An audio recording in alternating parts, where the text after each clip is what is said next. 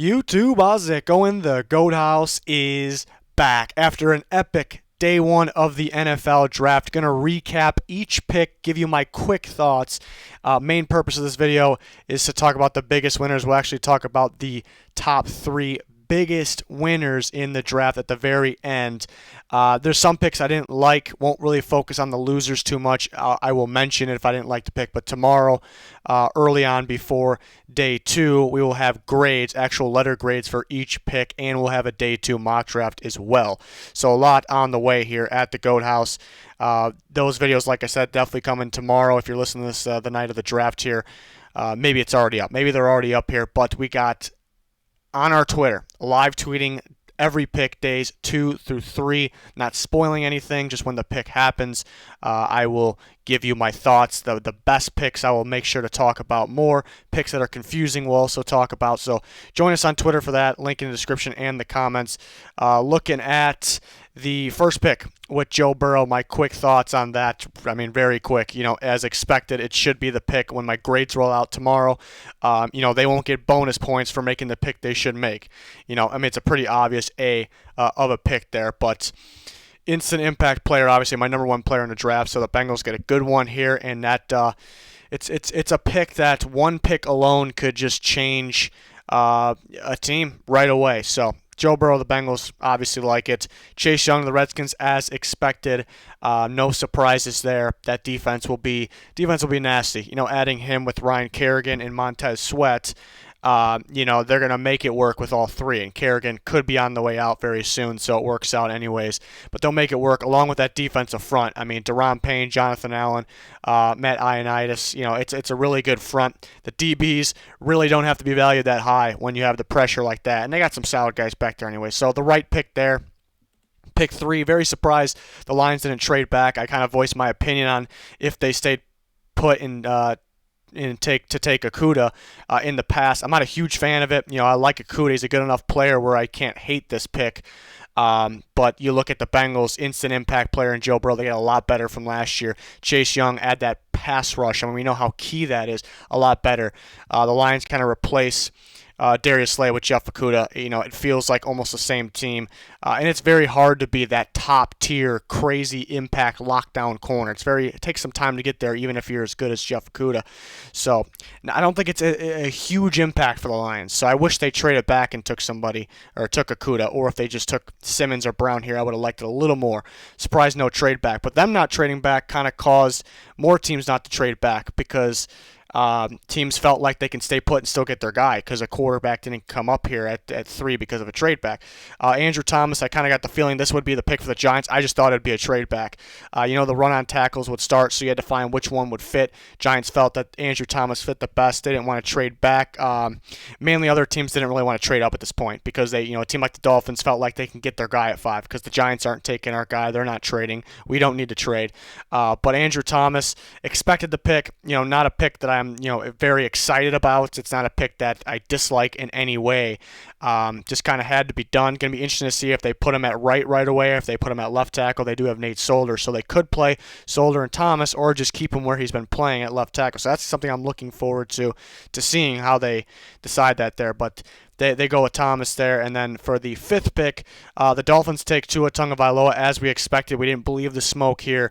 And the good here is they get their guy. There was worry about Herbert. Tua's definitely better than Herbert, no question.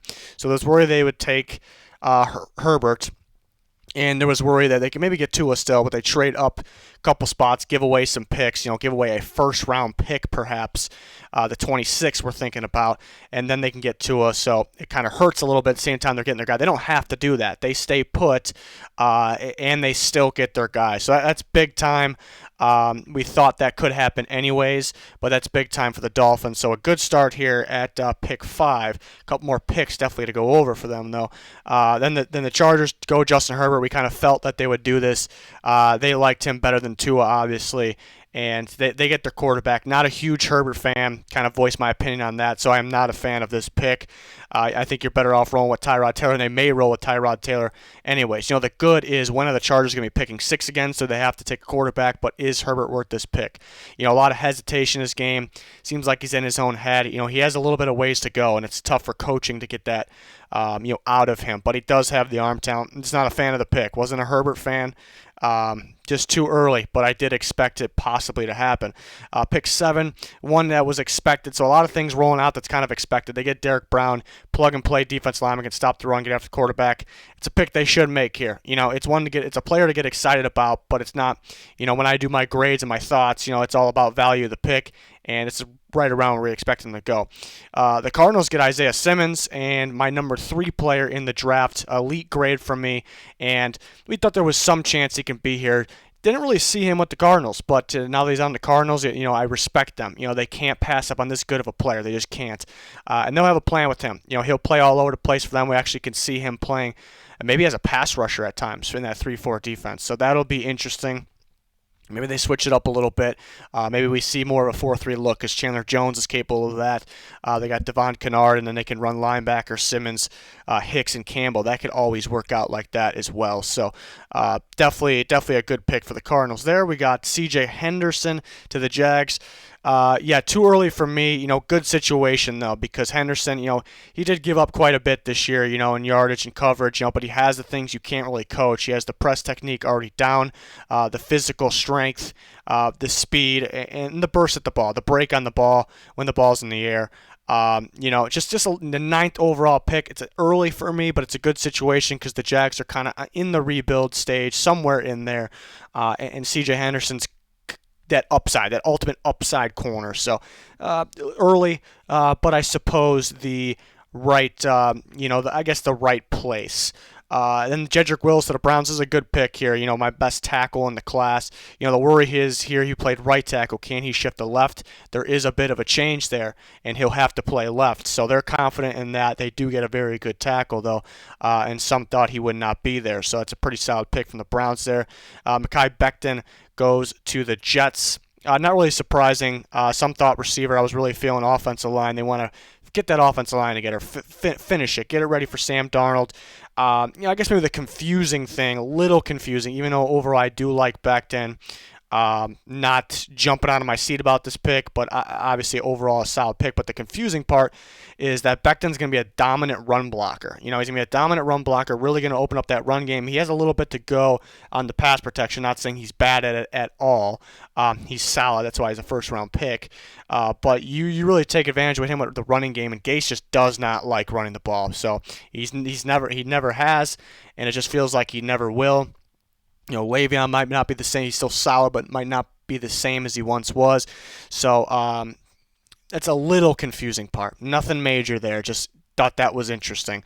The 12th pick, Raiders took Henry Ruggs. Really was feeling that Ruggs was going to be the first receiver off the board, and I thought it was going to be. Be with the Raiders as well. They want that speed on the outside that can play on the inside as well. They get that in Ruggs.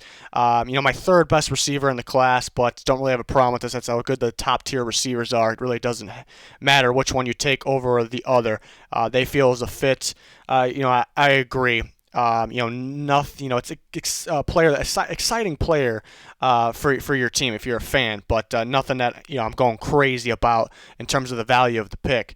Then we got 13. We see the Buccaneers trade up one spot. Trading up one spot, especially around these parts, stings a little bit. I don't like that. I don't like giving up picks in general. But Wirfs sitting there. Every team had their different tackle that was at the top of their board, and I believe that the Bucs had Wirfs at the top, so they trade up one spot. I think worth it, even though that does sting a little bit. Worth it, and they get that guy, that one extra piece they needed to take that next step into maybe even stronger of a contender. So overall, I like the fit, like that they filled the need there. Did have to trade up one spot. The Niners trade back one spot, get JAVON KINLAW. many thought, how could they pass up on CeeDee Lamb or Jerry Jeudy? So, yeah, passing up on CeeDee Lamb for me, maybe another one of those situations where it stings a little bit. But JAVON, a top 10 talent. You do worry about the arthritis in his knee. Some are saying could happen early on in his career. The Niners obviously don't see that. But they trade back one spot. Anytime a team trades back one spot, picks up a pick, it looks genius, and they still get a quality player here, a top 10 player, and replace DeForest Buckner with JAVON KINLAW. So the way I look at it, they trade DeForest Buckner, and they get KINLAW and an extra pick there, 4th round. So that looks pretty good in that way for the Niners there. But there might be some fans disappointed with CeeDee Lamb. Whenever in my mocks, when I didn't have the Niners taking a receiver with the 13th pick, Niners fans got really, really mad at me. So I'm imagining they're not too happy with this, but KINLAW is a pretty good player, to say the least, with some upside. So the defense is pretty much back together again, it feels. 15, Jerry Jeudy was starting to mock this too, was really feeling this, but it's still, that Jerry Jeudy ended up with the Broncos. They got their choice from Jerry Jeudy, CeeDee Lamb. Even though CeeDee Lamb was my number 1 receiver, if you were with me through the stream, I was predicting the pick before. I said Jeudy because I felt Jeudy was more of a fit. We've talked about that in the past, so I felt Jeudy was a really good fit for the Broncos. So Jeudy made sense that was their number 1 receiver there, and they got him at 15. So that's fantastic there. A.J. Terrell to the Falcons feels like a little bit of a reach to me. I like Terrell. I worry about his physicality. He can be physical. It's just when solid receivers just out-physical him, and that's what kind of stands out to me. But the length and athleticism really stands out. I feel the Falcons were in on a couple top-tier guys, and they couldn't trade up. And they sat here, and you thought the pick was CHAISSON. I just really wish they would have traded back. I wish they would have traded back because it felt like, how could CHAISSON not be higher on their board? And it felt like they felt like the corner was the biggest need. So a team drafting off need causes a little bit of a reach here. So, that's one of the teams I'm not thrilled with on the day. The Cowboys get CeeDee Lamb. They get my number 1 receiver at 17. We did not think this was a possibility. No way, no how, because of... I really don't know why this happened, honestly. The mixture of things, the tackle run, the little bit of the reaches here and there, and this happens. And talked about that I think the Cowboys need a receiver more than people realize, and it's a very important piece to McCarthy's offense, so this was key for them to get CeeDee Lamb. Definitely a candidate for the end of this video when I do my biggest winners. Then the Dolphins, talked about Tua. They don't trade up. They stay put at 5 and still get their guy. That's fantastic. I feared Austin Jackson could go. I was a little worried even about him going first, but I feared he can go middle of the first, and that happened. It's too early for me. It's 2nd round grade for me. We've seen the mock drafts of Austin Jackson to the Dolphins 26, and nobody was happy with that. That's a reach. They get him at 18. I had a better grade on Josh Jones. Even thought that was maybe a tad bit early for him. So this one, they go from pretty impressive with that staying put, taking Tua, to pretty disappointing with this one here. It's a bit of a reach, and you see a team drafting off need, which results in a reach. Going for a need results in a reach. We saw that a couple other teams. And then the Raiders surprise us, go Damon Arnette. It feels like a big reach, maybe a little bit, but I like Damon Arnette. He kind of got lost in the group of the top 9 corners, and he was definitely part of those guys. I think a safe pick. He's going to get the job done. He's pretty physical. He doesn't have the crazy length, or he doesn't have that crazy playmaking ability. He can be a playmaker, so he doesn't have those flashy things that stand out. So that's why I think he goes unnoticed. But a pretty solid corner. It was surprising. It was a little early. Thought they'd be in on Jalen Johnson, so they were really somewhat smoked there. They're in on Damon Arnette here. A little early there. It was surprising, but enjoy these parts of the draft. We got pick 20. The Jaguars pick. They get the second pick, so their second pick is way higher on my board than their first pick. They got CHAISSON. I love this fit here. I think we're going to see a 3-4 switch. They got Josh Allen, CHAISSON, which are familiar with both, really, so they can keep it. But I talked about when they got Joe Schobert, that could mean they switch to a 3-4. They can play Schobert and Jack on the inside if they have to. So I like this, and it kind of means that Ngakoue is on the way out. He wasn't going to play for them anyway, so hopefully they can get a pick in return. So I do very much like this pick. The first one was a little bit of a reach for me, but an upside guy, like I said, with Henderson. Eagles, even though I thought this was a possibility, even though I'm on board with Reagor, I like Reagor a lot, it was a little surprising because Justin Jefferson somehow was still there. We were not expecting Justin Jefferson there after like the latest buzz and everyone high on him. But I do like Reagor. You know, they were kind of looking for that other Deshaun Jackson, which you can't really expect on the field a whole bunch, and you can't really expect to be around for a while here. So they get that outside receiver that can do more than that speed threat, that after the catch threat. So I do like Reagor. A little surprising they don't take Justin Jefferson, though. That surprised a lot of people. And the Vikings actually get Justin Jefferson. Didn't think there was any chance he was going to be here at 22, just like some of these other receivers. JEUDY, we have kind of a feeling he could be there. CeeDee Lamb, no way he's going to be there. Justin Jefferson, no way he's going to be there. So some of these teams were very fortunate with a little bit, even though maybe the correct amount of receivers went that we expected in a historic class. And some people would have said that's too many, but that amount of receivers went, there was a little bit of a slide. So the Vikings get their Diggs replacement here. Did not expect really him to be there. 23, we see the Chargers trade up thinking it's got to be tackle. It's got to be tackle. They got to protect Herbert. And they take Kenneth Murray, and surprise, it's not a tackle, but I'm okay with that. Take the best player available here. Let's stack this defense up. I like him on the outside, actually, in their defense. Let's see if they do that. He'll be able to get after the quarterback for them as well. I like this pick. They did have to trade up to get him, so there's not tremendous value there. They had to trade some things away. They still need a tackle, but I like Murray in that defense. Did not like their first pick. I like this one, but I guess trading away picks maybe weakens it a little bit, but I like Murray in that defense. The Saints really shocked us with the CESAR RUIZ. I didn't think that was a possibility here. Really, they may have wanted Kenneth Murray. We talked about that a lot on the channel throughout the offseason, this draft process, and the Chargers swooped in right ahead of them, so they were kind of thinking, the Chargers were kind of thinking the same thing, the Saints could be in on Kenneth Murray. So they swoop in right ahead of them, and the Saints end up with CESAR RUIZ. Surprising, they took their center last year, Eric McCoy, who was a standout. I thought he probably was the best center rookie this year. And he played fine, and Ruiz is a center, but you have the feeling he definitely could be a guard. So that's where they'll put him, but the situation is they just signed a young Andrews Peets who still has upside long term. Larry Warford could be on the way out soon, so that's where Ruiz comes in. So they're very good at making sure they have the guys in place for whoever's next up to keep their quarterback protected. The downside is maybe we don't see much of him this year. Maybe he just takes Warford's spot right away. So maybe not the sexiest pick, but at the same time, it's a little smart. Maybe a trade down. There's some other teams that probably could have taken him too. So it was a surprising one, very surprising one. And then we got the Niners trade up to the Vikings pick, and they take Brandon Ayuk. So they come away with JAVON, KINLAW, and Ayuk. So two good players, impact players for their offense and defense there. What if they took CeeDee Lamb with the earlier pick? Would they have liked Ross Blacklock down here? That maybe looked a little more appealing, but they get better with these picks. I did have Ayuk pegged as a first rounder. And then the Niners grab him. They trade back one spot. It looks great. Heard they were going to trade back again. They actually trade up. So the downside here is they do give up. They gave up 2 picks with this one, and they didn't trade up that far. So I was kind of surprised by that. And they were a team that you kind of felt that needed more picks. So that is, I guess, maybe a little bit of a downside towards it. But they got 2 good players at the end of the day.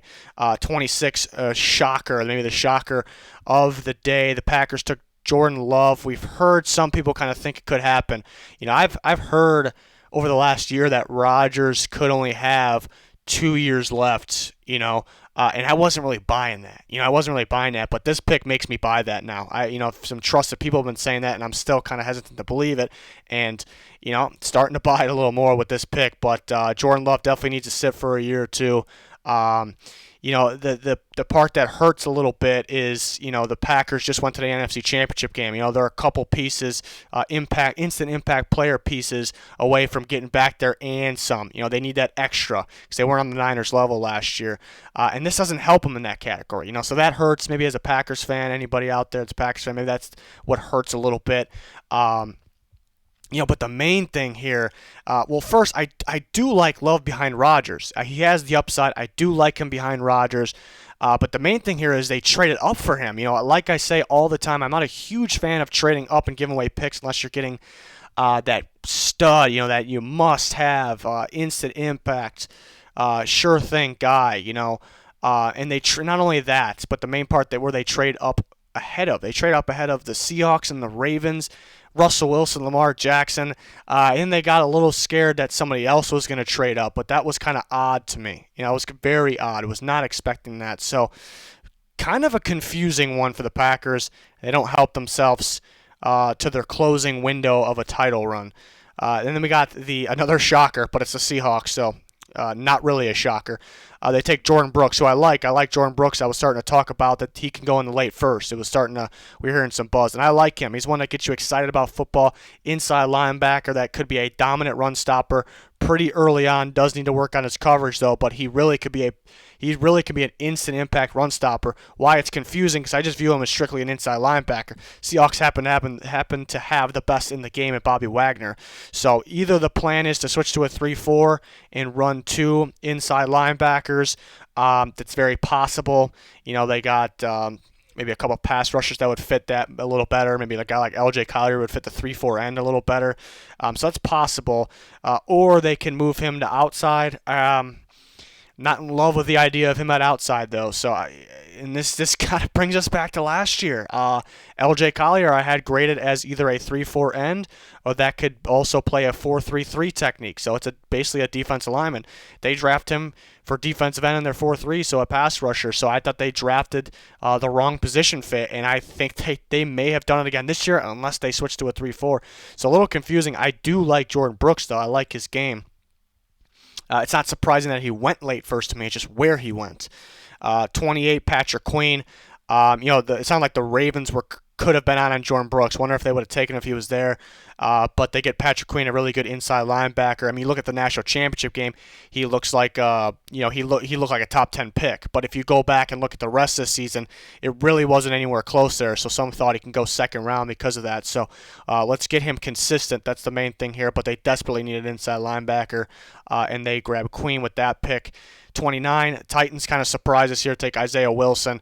Maybe a little early. Isaiah Wilson does kind of fit them pretty well. The run blocking, and he's a solid pass protector as well, but mainly the run blocking for the right tackle position, and a spot where they could have got better at, and you could argue they did. Maybe Dennis Kelly starts right away. My problem is you pay Dennis Kelly that money to be a backup, or do you draft this guy in the first round to be a backup when there were some really good players there? So not one I'm totally thrilled with. 30, the Dolphins, we talked about it. They start with Tua. It was great. They stayed put, got their guy. Confusing pick in Austin Jackson. We thought it might happen, but with their 26th pick, and we thought that would be a little bit of a reach. And another reach here, Noah Igbinoghene, and kind of surprising. Didn't expect him to take a corner, but the plan has to be here to play him in the slot because they got a pretty good outside corner duo. Play him in the slot. Wasn't really thinking he was going to be a slot corner. You could argue that could be the best place for him, though. But, figured if they were going to go that route, it's going to be Winfield, play him in the slot. Even Kayvon Wallace, did not expect him to be a first, but I think he's the best slot corner in this class. So a little bit of a risk, a little bit of a reach. Had him pegged as a mid to late second round pick. A guy that kind of chases receivers and doesn't really make a play on the ball. But he does have upside switching from receiver to corner only 2 years ago. But Dolphins surprise with the last 2 picks there. 31, the Vikings get Jeff Gladney. So they got Justin Jefferson, now Jeff Gladney. They actually traded down to this pick at 31, gained 2 picks, and got their corner that we kind of figured would fit Zimmer's way. A guy that can play outside of the slot, the physical corner that, just fits what they're looking for in a corner. So they grabbed 2 solid players in the day. They're very, very thrilled with what the Vikings did. And then 32, Clyde Edwards-Helaire, which we thought this could happen. My running back one, my number 1 back in the class goes to the Chiefs. I think he's a great fit there. He's going to play very well there. The best receiving back in this class, the best route running back in this class. Whenever I had him going out ahead of any other running back, people kind of gave it to me. But first running back drafted, only one in round 1. Let's take a look at my biggest winners here. We're going to go top 3, even though I kind of cheated. I put 4 in here, but it's top 3 because 2 teams tied. Biggest winners of day 1, in my opinion. They're pretty clear here. I think they're pretty clear. a tie at number 3 between the Broncos and the Cardinals, and they're in the same boat, and that's kind of why they're tied. Why? Because, I mean, they get these great players where some maybe didn't expect them to be there. Isaiah Simmons, top 3 player of the draft for me, an elite grade, a dominant player. You rarely see this guy, and the Cardinals get him at 8. Some may have expected he possibly could be there, so it is value in terms of my board, but kind of thinking the way the draft is, he could definitely be there. So that's why it's not. It's a great pick. It's a pretty crazy pick, but it's not super insane. And the same thing goes for Jerry Jeudy. I kind of predicted this one to happen, but it's still pretty crazy that this good of a receiver was there for a team that really needed a receiver, a pretty good team too. So these come in at number 3, but in the same boat because, yeah, they got these really good players. They got pretty good value, but we kind of expect at the same time. But they're big-time wins here, and both these teams come in at a tie in 3rd place for 3rd best winner on the day. Number 2 is got to be the Vikings here. Justin Jefferson, no way he was going to be there at 22, and somehow he slides through, actually slides past the Eagles as well, and they get their new Stephon Diggs to pair with Adam Thielen there, who I think are pretty similar receivers that you can put on opposite sides. So him being there was surprising, and then getting Jeff Gladney. But on top of that, I always factor in trades and value and all that. They traded back 6 spots or so, and they gained 2 picks out of it and then still get their guy Jeff Gladney here. That was pretty impressive. I kind of was worried the Vikings were going to trade out of the first round and miss out on getting 2 first-round talents while they already had 12 picks. But they do trade back. They gain 2 more picks, an insane amount of picks in the draft. They keep the first-round pick there. Justin Jefferson, Jeff Gladney. It's a crazy day for the Vikings. They definitely got a lot better. But number 1, even though it's one player, number 1, you just have to go CeeDee Lamb to the Cowboys. How is CeeDee Lamb available at pick 17? I have no clue. Mike McCarthy's offense needs big-time receivers. You see when he had success with Green Bay, they had the weapons there. When he didn't have success, it wasn't his fault because they didn't have the weapons there, and they had injuries. You add CeeDee Lamb to Amari Cooper, Michael Gallup. Wow. Dak Prescott is set. This offense is set. May need a center, depending on what they got going there, because Travis Frederick retired, but that offense is looking pretty good is what I'm getting at here. Number 1 receiver in the class. Everyone's number 1 receiver was different. It should be different, depending on fit, but this is absolutely perfect. You see how happy Jerry Jones was with this. They did not expect him there. I didn't expect him there. The world didn't expect him there. This is huge. So big win for the Cowboys. Those are my top 3, even though it was 4. I mean, other teams, I do like the Niners came away with 2 players, good players. Trading up 6 spots, giving up 2 picks, maybe just gets them outside these top 4 teams. Browns getting Jedrick Wills right there with them. They're pretty darn close. I didn't really want to focus on the losers, but love what they did with how they got Tua, not trading up, but the Dolphins with those 2 second picks, confusing. The Falcons reaching for Terrell. Titans with Isaiah Wilson, a little iffy on that. I kind of mentioned which picks I was not thrilled with. Not super thrilled with the CJ Henderson for the Jags, but really liked the CHAISSON. So CHAISSON was definitely one of the better single picks. So the Jags kind of helped themselves with that one. But we'll do exact grades so you get my exact thoughts. That will be the next video on this channel, and the next one after that will be the second day 2 mock draft, I should say. So a lot of really good players left. Can't believe Mims, Diggs, Blacklock, guys like that are left. Some really good receivers still. Christian Fulton still left as well. I mean, Josh Jones, Jacob Eason should be a pretty darn good early quarterback pick here. So, I mean, it's looking good. It's looking good for the rest of the draft. Cannot wait. Thank you for anybody that joined our live stream. We'll be live tweeting the rest of the way, so follow that Twitter. Please like this video, comment with your winners. Please subscribe to the channel. That's going to do it for this one. Thanks for watching. Goodbye.